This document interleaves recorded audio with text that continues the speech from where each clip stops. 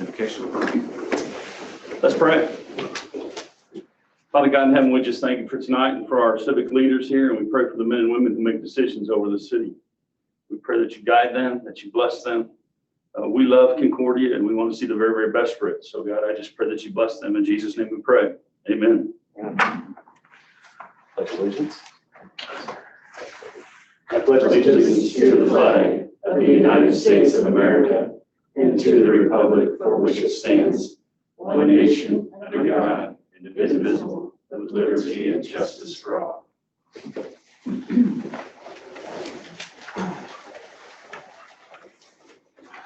Any modifications, changes to the agenda?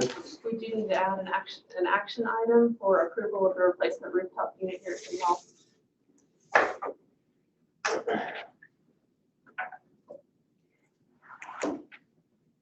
Make a motion to approve the agenda as amended. Second. It's been moved by Commissioner Hutchison, second by Commissioner Wentz to approve the agenda as amended. All in favor, say aye. Aye. All opposed, same sign. Motion passes. Moving on to public comments. This is the time where citizens are encouraged to speak publicly. We request that you state your name and address, speak respectfully, and limit comments to 3 minutes. Anyone? Anyone online, Chief? Not that I see. Okay. Hearing none, at this point we'll move on to the discussion agenda. Review of Ordinance 2020-3170 mask mandate. Mayor and Commissioners, as we committed to reviewing this every couple of weeks at every meeting, this is the ordinance 3170 that was passed a few weeks ago, requiring masks to be worn in public places and just solidifying the enforcement of quarantine and isolation orders. The county passed a similar ordinance, and they reviewed theirs, and they chose to extend it for another 2 weeks to be reviewed in another 2 weeks. They passed that, or decided that on Monday. The papers that are being passed around to you right now are a couple of the different metrics. One of them showing the 2-week cumulative county incidence rate, and that is going down, trending downward, which is a good thing. The last report on that, and this is off the KDHE website, the last report on that was for the week of December 27th, so we haven't yet seen any report on that for this week yet. As far as the 2-week county percent positivity rate, that does go through January 3rd. And it was well on its way down toward the end of December and is starting to climb back up slightly again. Those are the only metrics that we have to share with you. Recall that one of the metrics on the state website was the ICU bed availability, but that talks about certified beds and not necessarily staff beds at this point in time, so we're not looking at that metric anymore. I am monitoring the regional calls that are happening each week that kind of talk about regional hospital capacity and that sort of thing. And this week's call featured Dr. Bro, so that was neat to hear from her on that call. Just talked a lot about how upstream capacity is still an issue, and I think Dave will speak a little bit to that tonight. But that's the data that we have to share with you this evening. I did ask for information from Dave and from Brandy Bray and from Quentin. I did not hear from Quentin or Brandy before the start of the meeting. I'll let Dave speak a little bit what they're experiencing right now. So thank you for allowing me to speak tonight. So good news, bad news, kind of like last time I talked. Good news is, as the metrics show, we have seen fewer cases in Cloud County. We've definitely seen the numbers dropping, the number of swabs dropping, although with the county health department, they have the new testing capacity drive-through. It's a spit test that's a PCR testing. So we don't have any of those numbers. Brandy would only have those. But we are seeing a decrease in numbers. We're seeing a decrease in staff. Our capacity here locally is probably as good as it's been since October, honestly. However, the issues continue to be that upstream, as Amy alluded to. The email I received yesterday from Wesley down in Wichita is that they're at 79 COVID patients in-house, that their ICU is going in and out of diversion because people keep coming in and then get discharged or pass away. And so those numbers continue to be an issue. I do know Salina Regional is sitting at about 37 COVID positive patients, some being in the ICU and some not being in the ICU. We've been fortunate lately that we've had a couple of patients that we've been able to get into Salina, and we got lucky and we're happy about that. But I do know my colleague in Lindsberg, as an example, which is 20 miles south of Salina. They've had to transfer people as far as Kearney, Nebraska over the weekend. So those issues continue to be the same. And I would be remiss in not saying that I think we in the healthcare field, statewide, nationwide, we're all very concerned about the next 2 weeks because of the holidays, New Year's and Christmas. We're anticipating those numbers to climb back up, and we'll see that probably another spike as we did after Thanksgiving. So respectfully, we'd request that you extend it for at least another 2 weeks, and I think we can have some good conversations here in the next couple of weeks. Can I answer any questions before I sit down? Thank you.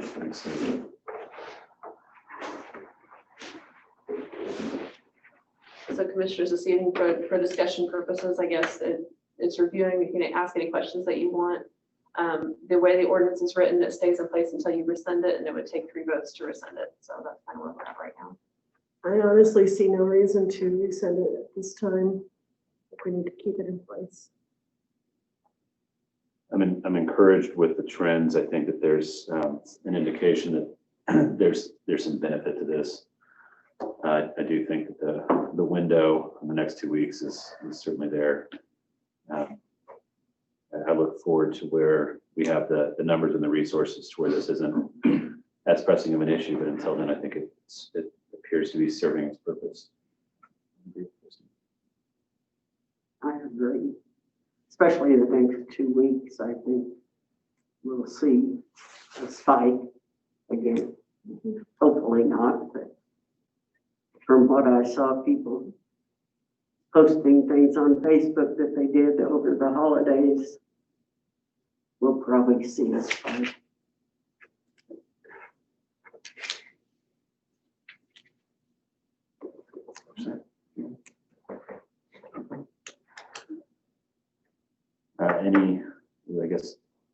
Any action to be taken then? It doesn't sound like that there would be at this time.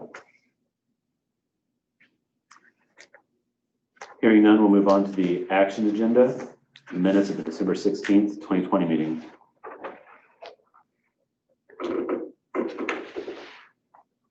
I move to approve the minutes from the December 16th, 2020 meeting. Second, So moved by Commissioner Wentz, second by Commissioner Hash to approve the minutes of the December 16th, 2020 meeting. Any further discussion? Hearing none, all in favor say aye. aye. All opposed, same sign. Motion passes. Moving on to appropriation ordinance 24.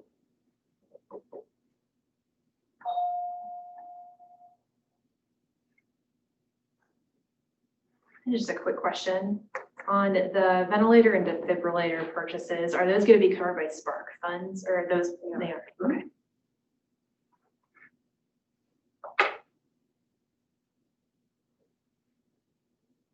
I move to approve appropriation ordinance number 24. Second, It's been moved by Commissioner Wentz, second by Commissioner Hash to approve appropriation ordinance number 24. Any further discussion? All in favor say aye. aye. All opposed, same sign. Motion passes. Resolution 2021-2117, determination of county for annexation.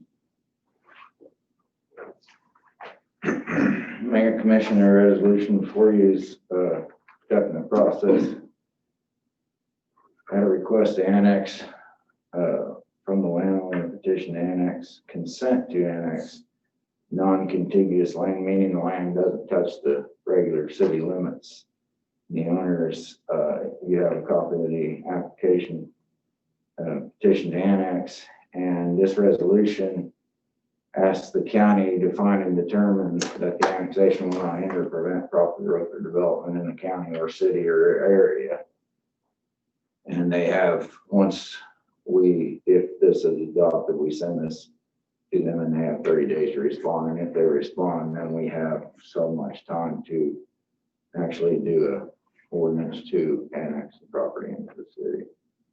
Now, at the time of this, when I wrote this memo, I didn't have all the paperwork because Campbell Johnson weren't available to get the survey, but I do have the certificate of survey and all the legal description that will be sent with this to the county, so they'll have the exact legals. And I've had them confirmed with Shay, so it doesn't go back and forth for the little typos and things that end up when you try to type one of those out.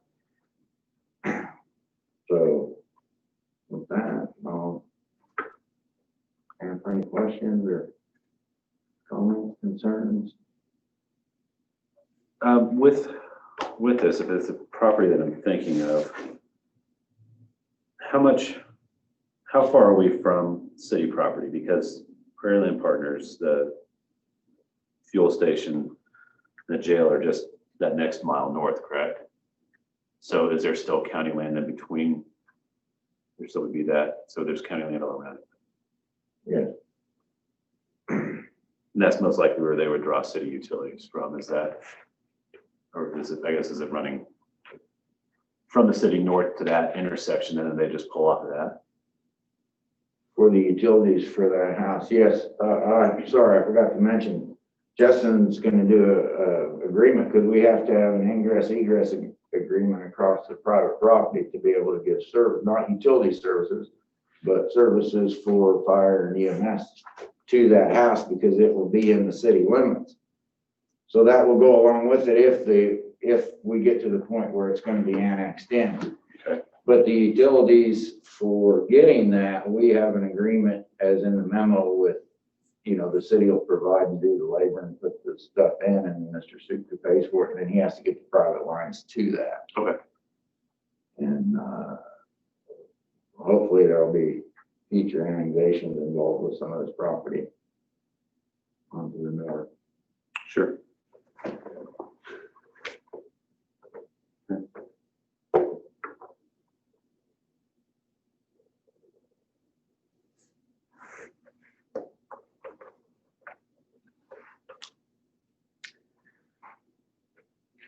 I mean, at this point, I don't necessarily see any reason that we shouldn't do this. I mean, I'd like to be in the city, more property tax for the city.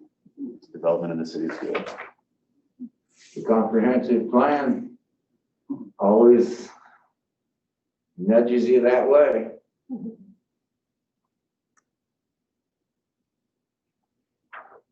I move to approve resolution 2021-2117. Second. So moved by Commissioner Hess, second by Commissioner Hutchinson to approve resolution 2021-2117. Is there any further discussion? Hearing none. All in favor, say aye. Aye. All opposed, same sign. Motion passes. Thanks, Bruno.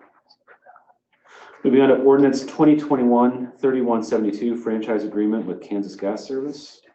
Mayor and Commissioners, the last franchise agreement was done in 2011 with Kansas Gas, so it's time to renew it. Kansas Gas has proposed a 20-year franchise agreement this time, which is twice as long as the last one. However, they have included provisions for a 5-year reopener. So every 5 years, we can take a look at it again, review it, make sure it still makes sense to meet both of our needs, which is a good thing. So for that reason, we felt comfortable going ahead with the 20-year agreement. Helps us to check it off the list and not have to look at it again for quite some time, so that's okay. We'll keep the franchise rate at 5%, which is what it has been for the last 10 years, so that there's no change there. What does change is the volumetric rate calculation. I believe that is decreasing slightly. Tonight we ask for your approval of that ordinance renewing that franchise agreement, and I believe that Kara Titus with Kansas Gas is on Zoom with us, so if we have any questions of her, we can ask those questions as well. Is she on? No, she's not on. Okay, never mind then. Is the 5% comparable with others at that franchise rate fee? Is that? It is, and by statute, I believe that's the maximum that we can charge, so we are at max right now. And you can see in here kind of what that results in revenue to the city. Over the last 10 years, it's resulted anywhere from $104,000 a year to $157,000 a year, depending on usage and that volumetric calculation. So it is a good revenue source for us. I mean, there's not an alternative, is there? Not really. This is a normal practice for us, and it's in exchange for allowing the private utilities to be located in public right of way. So they don't Sure. pay a lease amount just to be in a right of way or anything. So this is the exchange in exchange for that. This fee does not impact what customers are charged. That charge rate is set by Kansas Gas. Although this is like a pass-through fee, the customers do end up ultimately paying for it, and Kansas Gas pays us. But it's Kansas Gas isn't doing it out of the goodness of their heart. But I enjoy having heat in my home, so. The natural gas is a very reliable utility. It's very good. So we do appreciate their partnership. I would move to approve ordinance 2021-3172, the franchise agreement with Kansas Gas Service. Been moved by Commissioner Wentz, seconded by Commissioner Belden to approve ordinance 2021-3172, the franchise agreement with Kansas Gas Service. Is there any further discussion? Hearing none, all in favor say aye. Aye. All opposed, same sign. Motion passes. Moving on to the rooftop unit for City Hall. Mayor Commissioners, I'll start this and I'll tag team it with Eric because he's been a big help in it. We discovered, I believe it was yesterday or Monday evening, that the rooftop unit in the training room right across the wall had stopped working. It was a little bit drafty, a little bit chilly in there. And we had messaged you guys and asked for permission to kind of expedite the purchasing process on this. Normally, we would send it out to bid and take some time to go through public bid process, but being as how it's in January and the weather is getting cooler, and we've got classes starting. We've got a high school EMT class that started today. We have an AEMT class that'll meet a couple times a week in the evenings, and paramedic class that'll meet a couple times a week in the evenings as well. So that's a lot of people in that room. They do use that room because that's where all of their gear is set up for. So they can come in here temporarily, but they do have to move things back and forth. There are some conflicts there. So we do want to get that replaced as quickly as possible. Did request quotes from both Calabrese and Hoods. You can see that from the information that's sitting in front of you. As of 5 o'clock this evening, we'd only received a response back from Hoods. And again, in an effort to expedite, we do ask that you go ahead and approve that purchase. It is over my $5,000 spending limit, so we do ask that you approve that this evening. We'll get that process started. And Eric, did they give any indication when they could install it? No. No.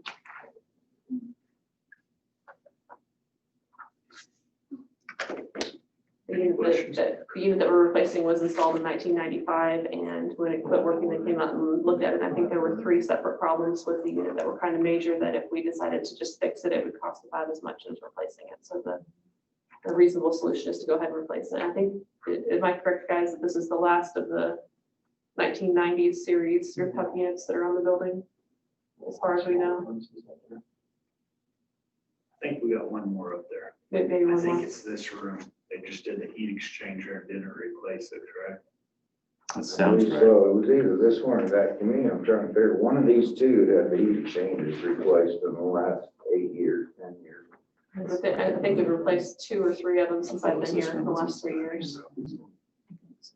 30 years seems to be about 30 years seems to be about the lifespan. I make a motion to approve the purchase and installation of a replacement rooftop unit at City Hall by Hood Heating and Air in the amount of $5,967 to be paid from CIP. Second. It's been moved by Commissioner Hutchinson, seconded by Commissioner Hash to approve replacing rooftop unit at City Hall. Sole bid from Hood Heating and Air. Any further discussion? All in favor say aye. Aye. All opposed, same sign. Motion passes. Okay, moving on to the information agenda, public works vehicle and tennis court lighting specifications. Commissioners, this is just provided for your courtesy information, so if you have any questions, you're welcome to ask them staff at this time, but other than that, there's no action or discussion needed.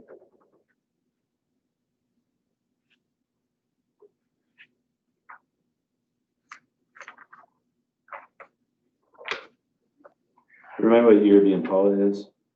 2011. Yes.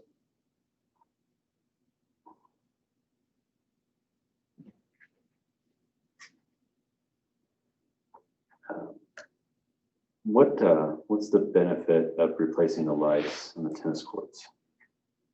I mean, are they inefficient? Are they just not working, or with the project that went forward? Some of that, they're more efficient. The biggest thing is that we're having trouble with the wiring that goes out to them. And they're tripping the breakers and stuff all the time. And all of it is direct bury. And the light poles out there now, or you got to bend them over and it wears the wires out and you can't replace them without going down inside of them to re-splice them and everything. You know, constantly, there's 1,500 watt quartz bulbs out there, and you're constantly replacing them. During Canada season, it seems like they get a call every time they're out there playing at night because they won't come on or something. So, and I got the cost on this and we put it in the CIP last year in the budget. So Okay. I worked up a deal so where I can bid it out and replace them. Good. And it will help too on cost. I mean, they're more efficient and everything. Well, in this, you're replacing the poles because I had to bore across there one time and then feed both side poles on both sides of the tennis court, and we'll have to take the other ones down. Makes sense. Other questions, concerns?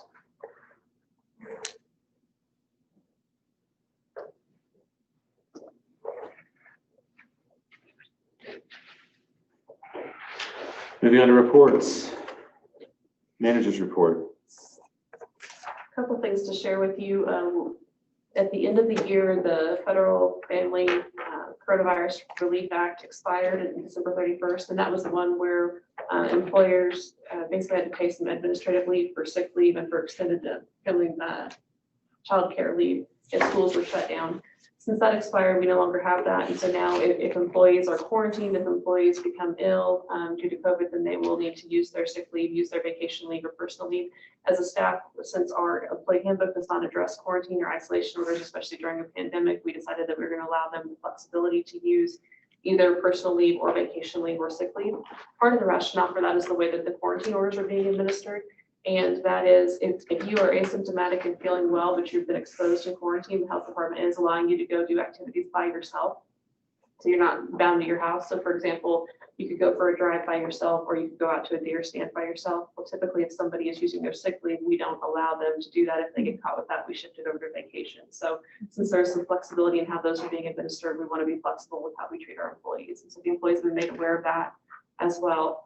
We don't know what that's going to look like this year. We have seen the potential where we have had employees that have been quarantined multiple times. And so we expect that to continue as long as the quarantine is still a thing here in 2021. So we anticipate that will continue. The other exciting thing is that we did receive an invitation yesterday to visit with now Lieutenant Governor David Toland to give him a status update on the airport project. Back in 2019, he stopped by to visit Concordia, and we visited with him about the project. I believe that was at the time when we were still applying for the grant and we were hoping to get approved. So we've got a lot of exciting news to share with him, and that conference call will be held at 3:45 p.m. tomorrow. And Chuck, I believe that you're the commission representative to be able to visit with him on that. We also have Steve Richard, Airport Advisory Board Chair. Ron will be on there with us, and Brad Waller from Benish will be on the call with us. Kim is also on. Yes, yeah, and Kim will be on the, his office had actually contacted her to schedule it, so she alerted us to it, so she'll be on the call with us as well. Okay. Anything else? No, that's it. Staff reports. And I'll speak up at once. Okay. I'll just say that about 6 hours ago, I got the blueprints for the hospital and the building permit application. Would you like to see a sample? I'd love to show you. Don't poke the bear trap. Yeah, I was gonna say, it's I a lot know. easier to walk it. He's a dog. How's he supposed to bring it out? You may need it. It's just a piece of paper with a howl on the back. I don't mean to be so dramatic, but Yeah, you do. this is 1/3. This is 1/3 of it. Oh, man. Oh my gosh. We got 10 days to review. That's all I have. That's all you'll be doing, too. Bruno, I might jump in and add for you that coming up before the next commission meeting, January 12th, you do have a public hearing with the Board of Building Trades for general contractor licensing. So we are working our way through that process, and that's pretty exciting for us to be able to have general contractors have the opportunity for additional continuing education and being able to make sure that that playing field is very level, similar to what we've already done with the MVP contractors. I'm excited. I'm excited. Okay. Mayor, Commissioner comments. Marcia? I did see the banner out where the hospital's going from the architect. I think it's the architects. That was exciting. Construction manager. Or construction manager, yeah. Noticed it this morning, so that was exciting news. A lot of folks have been working really hard to try to see that come to fruition. So to see it be at that level is encouraging. Virginia? I helped with the Santa Claus letters, and that was a great project, I think. It was in a year when we really couldn't safely have a Santa down at the Broadway Plaza. That was a fun thing to do, and I think it was, apparently, there were a lot of letters because there were hundreds that were written. I don't know, did any of the rest of you guys do those? Yeah. We were on the receiving end. What? We were on the receiving end. Yeah. And as a parent seeing our kids receive it was pretty, it was fun. It was sweet. Very sweet. I don't have anything. At this time, I would entertain a motion to adjourn to a study session for the annual Riveting Commissioner Orientation. I move to adjourn to a study session for the annual Commissioner Orientation. Second. It's been moved by Commissioner Hatch, seconded by Commissioner Wentz. We adjourn to a study session. You don't have to agree, and we can all go home, but I think they probably want us to. All in favor, say aye. Aye. Aye. All opposed, same sign. Meeting is adjourned, and on we are to annual Commissioner Orientation. Mayor and Commissioners, you guys have some beautiful white notebooks in front of you, and we're very frugal, good stewards of taxpayer money, and we got the one that did not have the sleeve in front to put your cover sheet on there. So the cover sheet to it is inside. So you have a blank notebook there. The purpose of this manual is just to give you some points of reference as you work through being a commissioner. It touches on lightly on some various points that are involved in the governance of the city and just some different things that we do. Again, just beginning points of reference. We can certainly provide more information if it spurs more questions from you. It is meant to be an accompaniment manual to the budget book that Amber will prepare for you to start going through the budget process here later on this spring. And it accompanies the Concordia City Code, which can be found on the city website, and any other manual or book or point of reference that you wish to study. It's really, really good. Anyway, you can keep that on you. You can have that. Marcia and Chuck and Christy, I think you have one from last year. If you can still locate it and want to, you can return that to me and we'll recycle it into another project. So we're happy to do that. But you're welcome to keep these for yourself. So Justin and I are going to tag team this, and he's going to start us off with a brief overview of COMA. All right. The past years, this has been a PowerPoint presentation that was probably far longer than it needed to be. And this year, Amy said, you don't have to do a PowerPoint. I said, okay, cool. So, all of us are pretty well aware of, or at least heard of COMA, or the Kansas Open Meetings Act. There's Kansas Open Meeting Act, and there's the Kansas Open Records Act. KORA, or the Kansas Open Records Act, doesn't necessarily apply to your guys' operations as commissioners, but the Open Meetings Act certainly does. Usually, what ends up happening when we violate the Open Meetings Act is that we don't intentionally do so. What I have seen more times than not, we end up saying something on social media, or we end up talking after a meeting, or we see one another and have coffee or something like that and discuss city functions. If there's more than essentially if there's a quorum in one of those, you are having a meeting. So you have to be really careful. Be careful when discussing city business after a meeting. They're thankfully not here, but we've had situations in the past on boards that I've been on where after a meeting, there'll be 3 or 4 folks talking to one another after the meeting. After that meeting is adjourned, and if we continue that discussion, we've now we're now subject to the Open Meetings Act. Also, you cannot, as a city commissioner or any representative of a board, unilaterally act, okay? So easiest way to put that is you couldn't sign a contract to put in a new heating system at the city council or at the city office without bringing it to the board. We have on some occasions had some things that have been iffy. And then the banjo solo is actually supposed to be an intermission. What I do want you guys, yeah, what I do want you guys,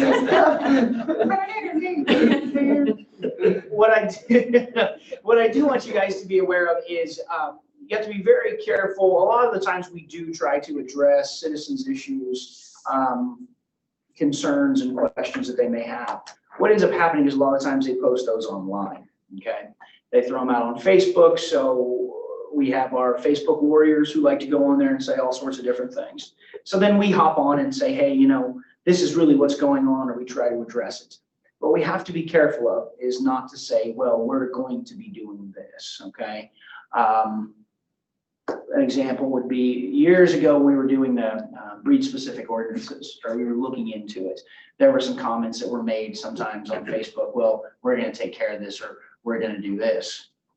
You can't do that, okay? You can address the issues. You can, you know, say, hey, you know, we're happy to look into this, or this is going to be addressed at a future meeting.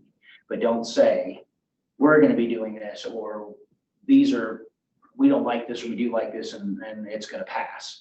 Because what it looks like then is the decision's already been made. You can't do that. Another thing to be aware of is once we, and it's, I would usually, or someone would be here, if you go into an executive session and discuss things in executive session, remember those things are confidential. And the most important thing is if any action is going to be taken, you can discuss the action you want to take, come to a consensus in that closed session, in that executive session, but then you must come out and take action on it if you're going to be making a decision. You cannot make or vote, you cannot vote on a decision in a closed session. So you have to come out, you know, somebody entertains a motion, second, and we vote just like we do on everything else. So most importantly, I just want you guys to realize that, you know, it's easy sometimes to run afoul of that. The Open Meetings Act, you know, you're just having friendly discussion and, you know, something, you end up, you know, lunch with folks and then you end up discussing things and all of a sudden it looks like a meeting. I promise you people are out there watching and they are more than happy to let everybody know what they saw or heard. So if you ever have any questions or concerns, you can always call. Just give me a call or call Amy. I've dealt with this for a long time, so it's super exciting stuff. But I just don't want us to ever have to deal with an issue where someone's claiming we violated the Open Meetings Act. Justin, just for clarification, what number is a quorum for our commission? Would be 3. Yeah, it would be 3. Sorry, I was saying 4. Counting is really good tonight. 3 would be. So if Chuck and Christy and Ashley were having coffee, they can't be discussing city matters at all because that would be considered a meeting. What about events that are generally open to the public, say a movie night at the plaza? Mm-hmm. Well, as long as, you know, and I'm not saying you guys can't be around each other or anything like that. I just don't want, so if all of you guys are standing around and saying, you know, hey, you know, welcome to the movie, and then somebody comes up and goes, I don't want you to fix the streets, and we have a street project or something. I would highly suggest you just don't discuss that with them. You tell them, hey, I'm more than happy for you to come to a meeting, but actually we can't discuss this because all of us are here. There's more than a quorum and we'd be violating the Open Meetings Act. I've actually seen people do that just to see if they can get you to do it. So it's just more important than not to just not do it. It seems kind of silly, but the simple fact of the matter is the reason why they have that is if there was just 3 of you, you could potentially make that decision. You could say, hey, you know what? We're not going to fix the streets, or we are going to fix the streets, and then come in and vote on that, and you now have a majority. So that's the reason why they don't do that, or you shouldn't do that. Any questions? So Justin, Yes. question. Okay. So if you're there by yourself and somebody comes up with that and you start talking to them, That's okay. So, Okay. yeah, so if somebody comes up to. But it would be to say, you know what, you're right, I'm gonna make sure this doesn't happen. That is, no, you don't want to do that. Or, hey, you know what, we've already talked about this and we're not going to let this happen if it hasn't been voted on. I don't want that. You can't commit But- to action. Exactly. But if someone comes up to you at lunch and says, You're gonna talk about it at a meeting Yep. or something. yeah, and generally what you're going to have is somebody come up to you and say, oh, I don't like the way, the tennis courts look, or, my sewer drains are clogged up because of people mowing and stuff like that. Best thing to always say is, hey, we'll address that. We're happy to address it. Why don't you come to a city council meeting, to a guest comments, and we'd love for you to address that. So the board as a whole can do so. And that's another reason too, when we send out emails or something, we send out an email to the whole group. Yes. If one commissioner asks a question, we'll answer everybody so everybody hears it. But it's important that if we send out an email, don't reply all, or a text message, don't reply all, because that can be considered that violation meeting. As I look through my text messages and I try to read chains, I often look at the chain that we have is very broken because it's an individual response to a group message, and I try to line up timelines like, oh, that's. Yeah. And then the tough thing is a lot of times you don't know what everybody else is. You're like, did you discuss that with everybody? Yeah. Amy knows everybody's views, but none of you guys will. So then if there's no other questions, kind of moving on to the next part of this is the conflicts of interest and ethics. Most important thing, and I want you guys to understand when it comes to conflicts of interest and ethics, is just always remember, and this kind of will go along with your expectations as a city representative as well, but always remember that you are always viewed as representing the city, okay? So that's not to say you can't have a life, you can't enjoy your life, but remember, when something happens or something takes place, you're gonna be viewed as oh, that's a representative of the city, that's a city commissioner, or that's the mayor. So if you go and get in a shouting match at Easy G's with somebody, they're not gonna see it as, oh, there's a disagreement between some people. They're gonna see it as, this was an argument that the mayor had with somebody, whatever. They started it though. They started it, and sometimes, I understand. When it comes to conflicts of interest, though, if you have any type of an interest in anything that we're discussing or voting on, or if you happen to sit on a board, for example, Marcia has abstained from some votes that would have to do with Cloud Court. So if you do have something like that, the best thing to do in those situations is just recognize it, okay? Just say, hey, you know what, I work here, or my spouse works here, this could affect them. I'm gonna go ahead and abstain from this. I would much rather you do that, because what that does is it keeps any kind of view of some type of impropriety from taking place.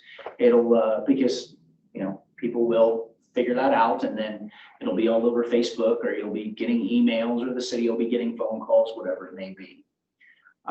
So it's best to abstain if you have questions, if you're not too sure if it's a situation. We've had situations like that before where somebody said, hey, I don't really know if I should abstain from this. What do you think?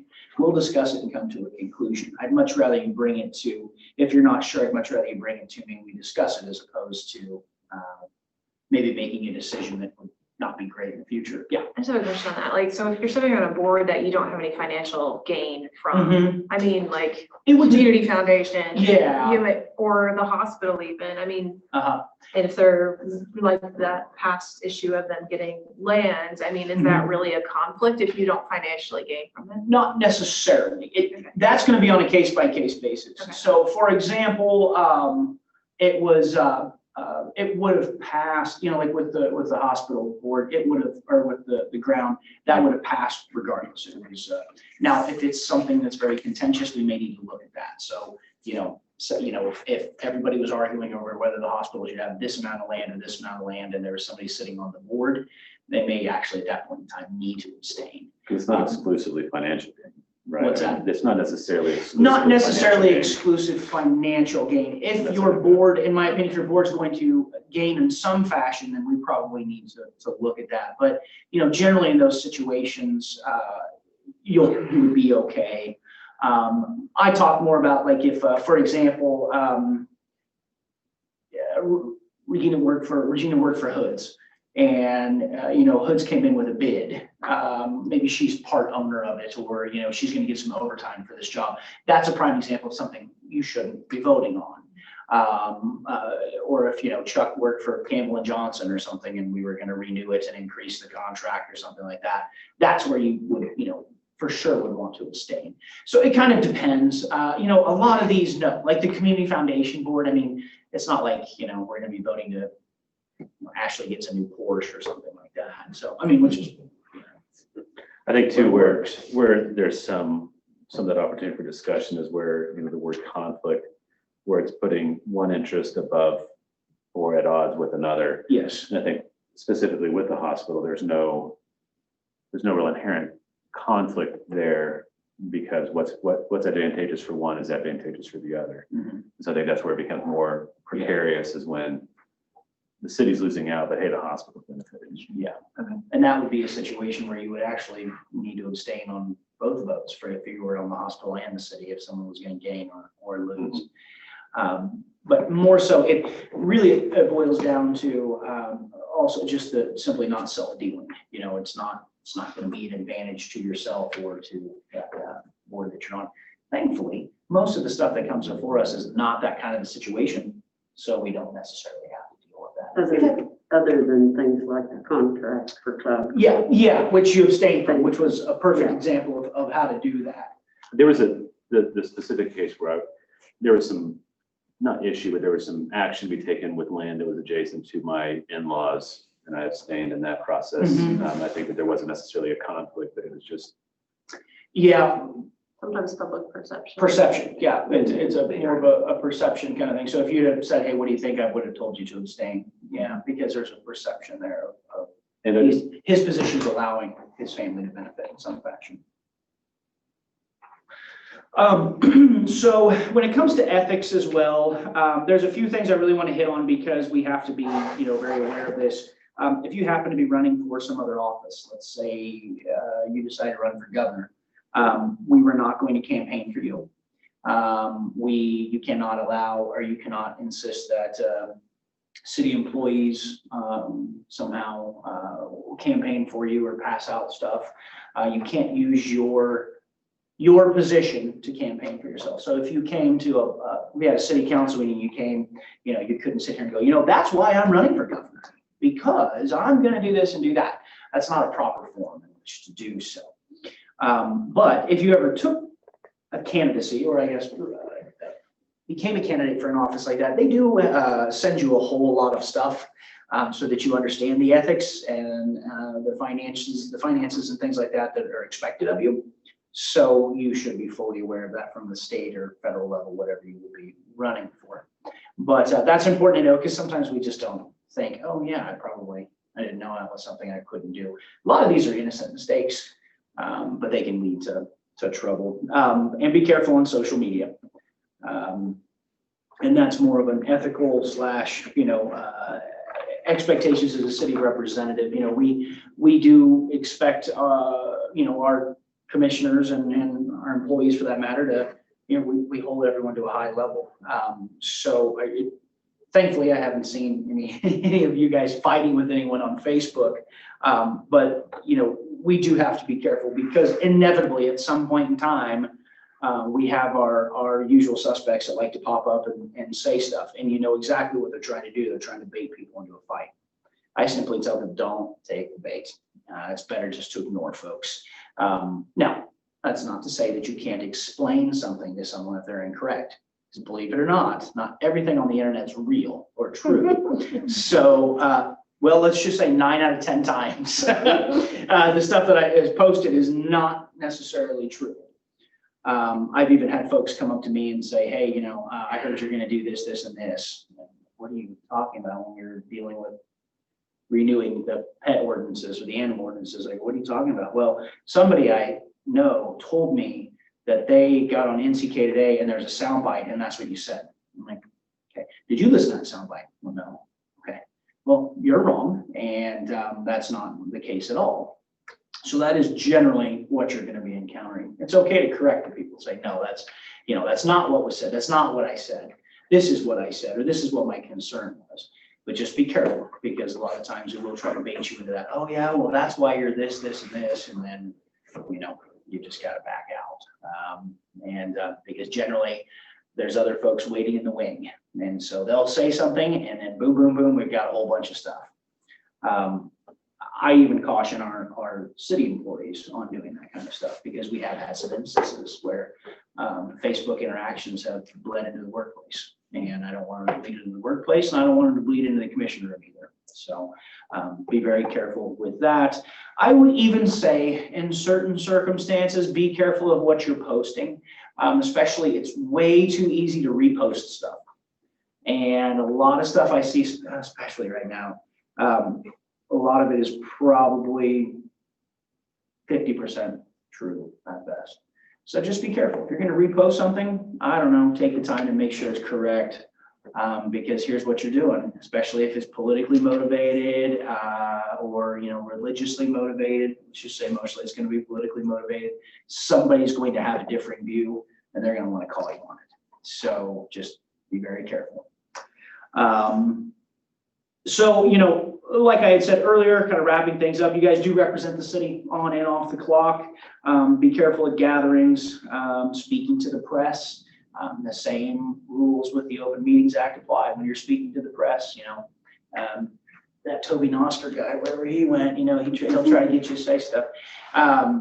Just be careful with what you do say, okay? And I always tell folks, keep it as kind of vanilla as possible.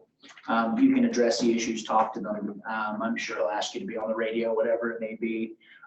But same rules apply. Don't sit there and say, well, the next meeting, we're going to vote on this, and this is how I think it, you know, this is how it's going to go. You know, I think, you know, we're all in consensus. This is how it's going to be. You know, don't do that. But most importantly, you know, just realize that you are a commissioner, and people are watching. So you can still live your life, but just be very careful with, you know, your perception, because it's reflective of the city, and folks will let you know that. So does anybody have any questions? This is a very condensed version of my super awesome PowerPoint that I usually do. The first year, I think that the type was so small you couldn't even read it. So yeah. Any questions? I think you guys generally understand this. Some of you have sat through this at least 2 or 3 times. So, okay, well, I think that is all on my part. Thank you. Inside the first tab of your notebook, you don't have to turn to it now unless you want to, but there is an organizational chart there just to kind of give you a good overview of the structure of the city.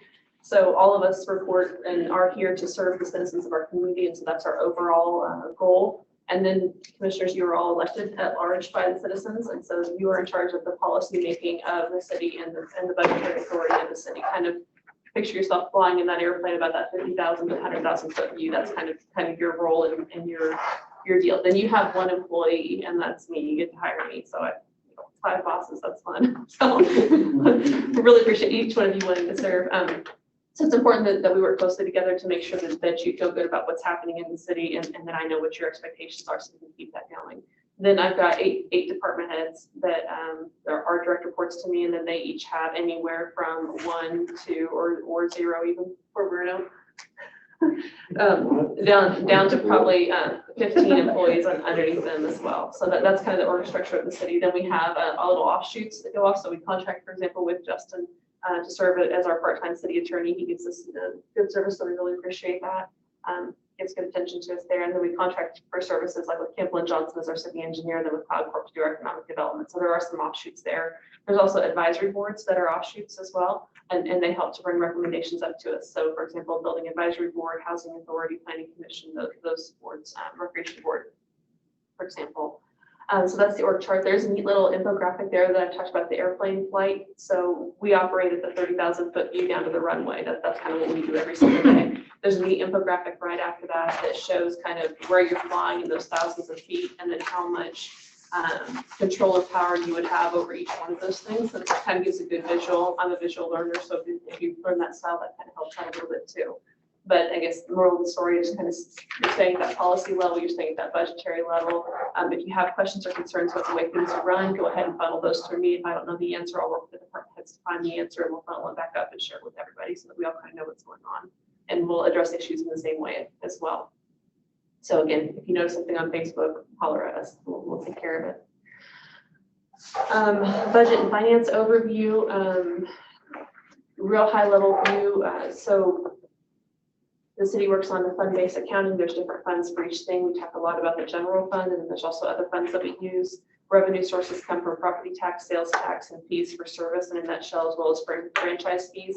If you look at the budget book that Amber will provide you, it'll give you kind of the breakdown of where those come from. And then expenses wise, our department heads do a great job of managing their budgets. Spending authority, I've got $5,000 limit. Department heads have $1,000 limit. So if you need 1,000, I'll sign off on for them. Anything over 5,000, we need to bring to you to have you authorize it before we make that purchase. We run on the Kansas cash basis law. So basically we don't have a credit card. We have a savings account and a checking account, and that's what we can use, but no credit card. We can issue debt through bond issuance, but that takes a lot of paperwork and a lot of authorization on your part, and has to be tied to a specific project. So for example, we just passed the bonds for the wastewater treatment plant. They give us the cash, we'll repay those. We have to have a guaranteed income source, which is why you authorize a little bit of increase for each water bill starting this month. Does that make sense so far? Am I talking too fast? I didn't do that. Okay. Every month, Amber prepares the monthly financials, and she follows the same format as what's in the audit, and that kind of helps us to understand and go back and forth between the two. So every month, about 1 month in arrears, you can get on the city website underneath departments under finance, and you can look at those financial statements. In your reference manual is a narrative of how to read and interpret those financial statements. So on the financial statements, you'll see a year-to-date and a monthly one. And in this reference book, it talks about the year-to-date, because that's kind of what you want to track. Are we on target with what we've said we're going to spend throughout the year? Backing up a little bit, we do a published budget, which sets the top limits for our revenues and top limits for our expenditures based on estimates throughout the year, and we have to stay within those. We've done a really good job as a city, and especially with Amber's help, she's done an excellent job of being very conservative in those estimates. So if crazy things happen, like we get an amazing grant opportunity, we can usually work within that grant opportunity and make it work so that we don't exceed those limits. If we have to exceed those limits, we'll have to republish the budget. We'll have another public process that we have to go through. Does that make sense? Okay. So in there, you've got some statement of cash flows. You've got some information about what happens with beginning fund balances, what happens with revenues and expenses over the course of the year, over the course of the month, and then what happens at the end. And then also in your book is a breakdown of the general fund by department and by line items. They work on a line item budget. So each department has a fund, and then there's line items for personnel in there. There's line items for supplies, which we call commodities, as well as equipment expenditures, contracted services, professional development, things like that. Does that make sense? And we try to stay within those as close as possible. And as we get toward the last quarter of every year, we run on our fiscal year matches the calendar year, January 1 to December 31. So as we get into that fourth quarter, Amber watches us really close and lets us know kind of where we're at to make sure that we're going to stay within expectations. And she does a great job of providing projections out to the end of the year. So that's kind of how the financials work. She will be providing you quarterly financial updates in one of these meetings, and we'll give you kind of a rundown of key points that have happened that are major changes or shifts in revenues and expenses. And she'll give an update on where we're at with sales tax. Sales tax is about 40% of our general fund revenue, so it's a major component for us. As far as sales tax goes, we collect 1%, and then we also collect a portion of the county's 1% for sales tax. And it generates, I believe, it's about $1 million a year. Am I thinking that correctly? I believe about $1 million a year revenue for us. So it's a good revenue source for us. Any questions, budget and finance? Of this version. Also in your books, under the planning section, is a summary of the capital improvement program in chart form. And there's two different charts. There's one that shows what's happening for this fiscal year, which is the one that we pay a lot of attention to. It's a black and white one with a bar about halfway down, a horizontal bar about halfway down. And that shows how we're spending our money in this fiscal year and crossing into either the previous or the next fiscal year if it wasn't all the way spent. So you'll recognize a lot of those projects listed off to the left that are either underway, nearing completion, or ones that are just getting started. And then everything below the line is if we end up with extra money available, we can start working our way down the list. The purpose of having a capital improvement program is to make sure that we maintain our infrastructure and that we do so in a manner that's consistent with that Kansas cash basis law. We want to make sure that we're using or optimizing that money that's available to us. When you think in terms of capital improvements out of the general fund, so anything non-water, we have about 200 to 250,000 a year that we have available for capital improvements, and that's it. On the water side, Jeremy's got anywhere between 100 to 200,000 available to him for improvements, and that's it. One of the great ways that Ron and Jeremy are working together to plan on capital improvements is by planning street mill and overlays on blocks that also need to have water lines replaced, for example. So we're tearing up the street one time, replacing that water line, putting nice new pavement after it, and we shouldn't have to touch it for decades. So they do work together really well like that. The second sheet behind that one with the black bar is one that is normally color coded. I can get mine copied in black and white for you. One side of it shows projects that have been completed in recent history, and it's all shaded the same shade. And on the other side shows kind of prioritized lists. And we look at in the center column, there's prioritization based on number, and that number corresponds to a year. So for example, in number 1, we do a high priority in 2021 to try to get done. And number 2 would correspond with 2022, number 3, 2023, and so on. Again, we're looking at what we have budget availability and what's a high priority for us in the next few years. If you look clear down to the bottom of that sheet, you'll see a segment that's highlighted that is beyond year 2025. The purpose of that being in there is just to show you how far out our department heads are planning for infrastructure maintenance and repair and improvements in the community. They really look very far ahead and try to make sure that we're taking the best care of the community we possibly can. To get money into that CIP fund, we take revenue into the general fund, and then we estimate how much money can we transfer from the general fund into the CIP. So it's a little bit different from your school district or community college, where they have a set mill levy that sends money directly into the CIP budget. We transfer from the general fund. So any questions? No? We'll look at that again a little bit later this year. The last thing that we wanted to talk through with you tonight was a little bit about commission priorities, just kind of review what's already been discussed. So back in 2018, Kyle Corp approached us and wanted us to set some community priorities, and every governing body in the community set those same priorities. And what the cities were in order of priority was a modern medical facility, which is underway, which is very, very exciting for us. Second priority was the addition of jobs and a skilled workforce to fill those jobs. And the third priority was to address educational facilities where needed. Recall that before COVID hit, the USD 333 was heavy in the process of using a vision committee. They had already hired a construction manager. They've been visiting with an architect about how best to address facilities in the school district and plan for the next several decades. COVID kind of put the pause on that, but I don't think that it makes the issues go away anytime soon.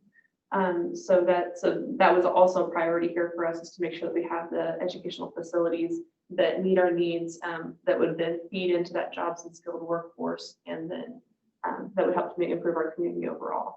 Does anybody have any questions about those community priorities? Is that something that we would want to take a look at? Maybe not tonight, but set another time to look to see if those changed, or are they okay to leave alone for this year?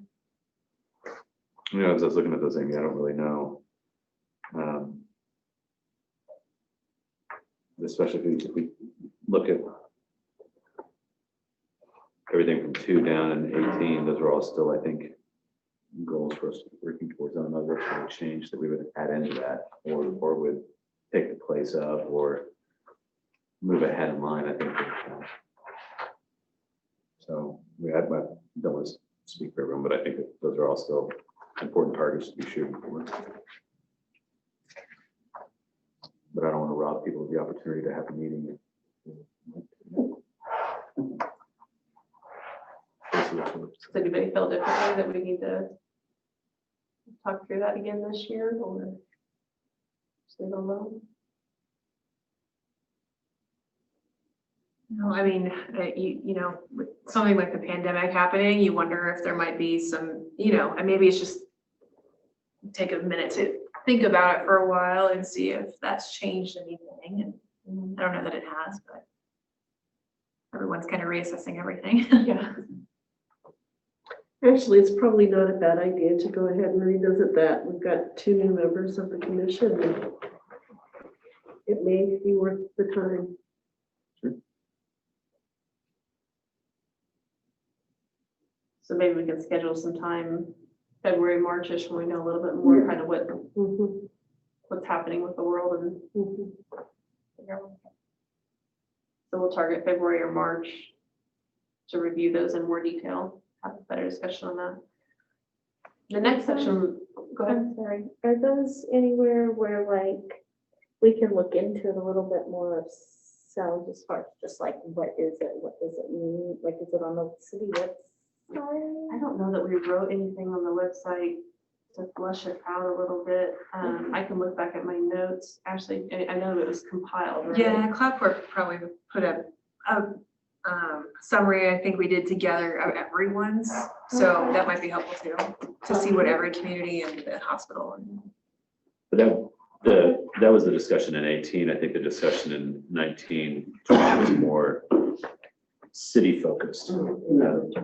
Yes. So that wouldn't be, I think that was kind of when we had that discussion, is kind of where, as a commission, where to direct Amy to focus on these elements. And so I think Christy's suggesting that we, other than just running and maintaining the city, what are some areas that we would like Amy to focus those efforts, or special areas of interest to really try to dial in and use as kind of maybe markers or gauges where that effort should be.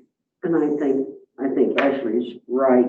Kim can give you a list of a compiled list, Kim at CloudCorp, on what the community priorities were. Do you want me to get that from her and send that all out to you guys for a refresher?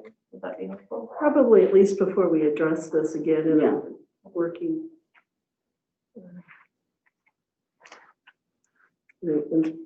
Whatever we're doing now, what do we call this? Those are community priorities, and then below that segment 1 through 5 is our commission priorities. So we talked through those, and that's on your agenda here in 2019, Study 2020. session. I could not come up with that word. Yeah. And in no particular order of importance, because they're all important, but we said our priorities were to focus on increasing the tax base, maintaining infrastructure, facilitating an environment of collaboration and cohesiveness, addressing blight, and to address housing. So those have been the priorities for the last couple of years. I know that you'll notice in the Friday notes email that I send out to you, I try to categorize it by those. That helps me to make sure that I'm maintaining focus on this. And I think it helps you guys to remember what we had said our priorities were, and to let you know that we are working toward that. I hope that's all right to continue. But you want to take a look at this segment also at the same time. Was this, Christy, what you were thinking of, that we need to review again to make sure that that was the direction that we wanted to head? I think so. I mean, I think that maybe some things have changed, perhaps.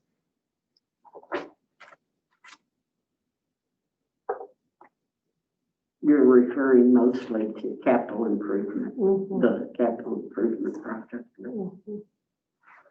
All right, well, we'll set some time here in February or March to do kind of a study session and review those and kind of figure out what direction we want to keep going. Okay. Are there any questions that you guys had, especially on Ashley, Regina, anything that you had burning desire to know right now to help make your transition into commissionership easier? Thank you, this is really helpful as we get started, yeah. Christy, Marcia, any refreshers that you need to? If we could spend some more time talking about the COMA act, I think that would be really helpful. Maybe we could get a PowerPoint. Could you forward that to me, Jessica? And I do believe it's over 15 pages long, so. I find it's less habit forming than the Ambien I take. So. Yeah. I have a question Slides that I haven't tonight, that time. ever thought about before. How did we get this list of outside funding requests? You know, How it started? yeah, well, yeah. Stacy, do you have an idea? Why do these particular organizations, Because they ask. because they ask? The ones that I would think are most consistent in approaching the city for funds. Yeah. Or there may be this group that shows up this year, that group that shows up this year, but consistently. We had a new group a couple of years ago that the housing, Low-income housing group. Prague Village Yeah. Housing Authority. Mhm. They started approaching us for funds to help improve the Yeah. property. Yep. So it does happen. And there for a while, well, I think Senior Citizen Center often wants more money too. It just was, it never occurred to me that it's always the same Mm-hmm. groups, or generally speaking, Mm-hmm. that ask for money. And the Brown Grand Theater, that's a city building, so that's, That one dropped off because of that loan yeah. that they had with us. Because before that, we were giving them money every year. I can't remember how much. And then they were paying it back. Or trying to. Well, no, not paying back that money. Paying back a loan. loan for that, Yeah, where they had Let's say had more things Yeah. to spend on than what they had money that came in, so. They got the money from the city, but then yeah, stopped coming to ask. for operational. for operational money. So I think for Ashley, Regina, I think, some of these are at our discretion. We don't have to give money to the senior center or to the resource council. But with the library, there's statute that requires us Yeah. to fund them. So even if we didn't want to, it wouldn't matter. We still are obligated legally to fund that, even though it's a separate entity. They have their own mill levy, but it funnels through under the city's umbrella, so you don't see it as a separate one on the tax rolls. But they determine. How much? How much. Yeah, we don't have any control over their budget or what they spend.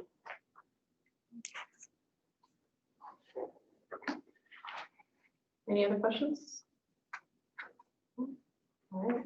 Well, thank you guys. Appreciate the time. Now let's all get together and talk about city business. Yeah.